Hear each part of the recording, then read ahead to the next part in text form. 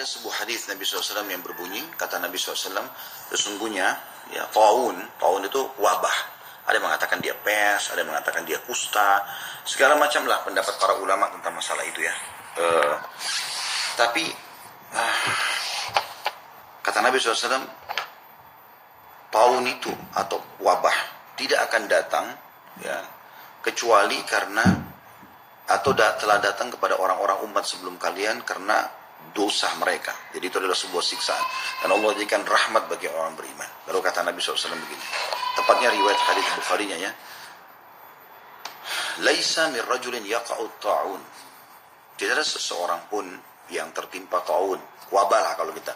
Dan sebagian ulama sekarang sudah menjelaskan kalau ini masuk dalam ini juga ya. Masuk dalam corona ini. Fayamkuthu fi baitihi sabiran. Kemudian dia tinggal di rumahnya dalam kondisi dia bersabar. Muhtasiban. Mengharapkan pahala dari Allah SWT. Ya'lamu annahu la yusibuhu illa ma kataballahu lah. Dan dia tahu dia tidak akan tertimpa ini kecuali sesuai dengan apa yang Allah catatkan baginya. Illa kana lahu mithla ajri syahid. Kecuali nanti dia akan dapat pahala seperti orang yang mati syahid. Ada perkataan yang menarik dari disampaikan oleh Ibnu Hajar rahimahullah. Ibnu Hajar ini menyampaikan teman-teman sekalian dalam kitab Fathul Bari. Fathul Bari ini buku syarah Sahih Bukhari, ya, penjelasan tentang Sahih Bukhari. Beliau mengatakan, iqtada mantuqihi, sesungguhnya perkataan yang dijelaskan atau yang ada tertera dalam hadis ini menjelaskan atau mengarahkan anna man ittasafa bis sifat al-madhkura, siapa yang memiliki sifat-sifat yang disebutkan dalam hadis. Maksudnya siapa yang terkena taun atau wabah dan dia tinggal di rumahnya. Kita kan sekarang disuruh tinggal di rumah nih dan lagi wabah menyebar gitu. Dia sabar. Memang dia mau bekerja, memang dia mau beraktivitas, dia mau ketemu sama teman-temannya, dia mau hirup udara segar lagi di luar seperti biasa. Tapi dia sabar, karena lagi ada ujian ini. Muhtasiban, mengharapkan pahala. Dan dia tahu ini tidak akan tertimpa, kecuali dengan izin Allah SWT. Kecuali Allah akan berikan kepadanya pahala mati syahid. Perhatikan apa perkataan Ibnu Hajar rahimahullah. Dalam Fathul Bari, jilid 10 halaman 194. Beliau mengatakan, iqtada mantuki anna man ittasafa bis sifatil madhkura yuhmal lahu ajr syahid wa in lam yamut. Sesungguhnya apa yang disebutkan dalam hadis tadi mengisyaratkan bahwasanya siapapun yang memiliki sifat ini, dia kena wabah dan dia sabar di rumahnya, dia berharap pahala, dia yakin Allah tentukan ini dengan kemahaadilannya,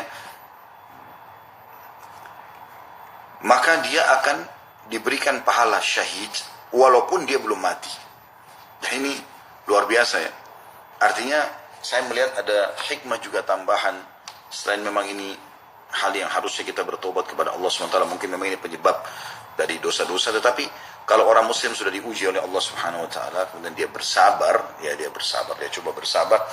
Di rumahnya, di sini dikatakan di rumahnya. Kemudian dia tidak mati. Kalau dia mati, terhitung mati syahid. Kalau dia tidak mati pun, dianggap dia mendapatkan pahala syahid.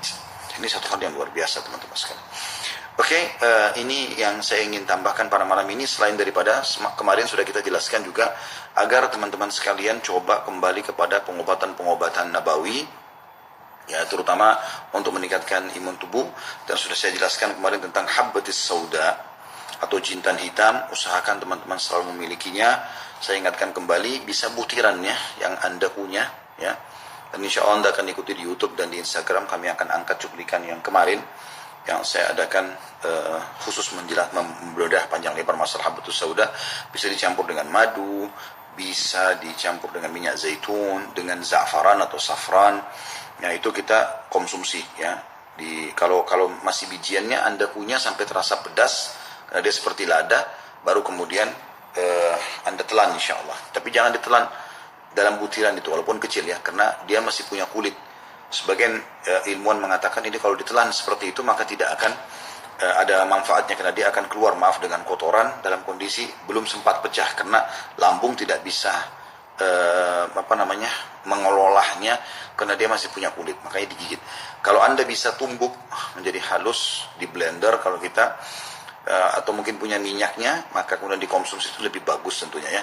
Tetapi biji juga punya manfaat, sebagaimana saya bilang di beberapa negara, di beberapa kota kita ada orang yang mengkonsumsi cengkeh untuk membuat bau mulut wangi, untuk memperkuat gigi dan gusi dan seterusnya.